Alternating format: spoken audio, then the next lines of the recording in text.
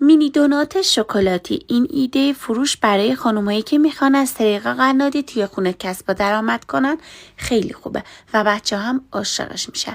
برای درست کردنش تخم مرغ رو به همراه شکر و وانیل هم میزنیم تا کرم رنگ و کشدار بشه. روغن و شیر رو اضافه میکنیم و مخلوط میکنیم. بعد آرد و بیکینگ پودر رو اضافه میکنیم و مخلوط میکنیم تا کاملا یک دست بشه. داخل قالب هم میتونید بریزید و بذارید داخل فر از گرم شده، یا هم مثل من میتونید با ساندویچ سازم درست کنید. بعد اینکه دونات ها خنک شدن میتونید برای تزیین از شکلات رنگی یا تلخ و شیری استفاده کنید و مینی دونات ها رو تزیین کنید. بعد تزیین داخل یخچال قرار میدیم تا خوب ببنده. برای بسته‌بندی من از این لیوان های آیس پک استفاده کردم. به نظرم خیلی خوشگله.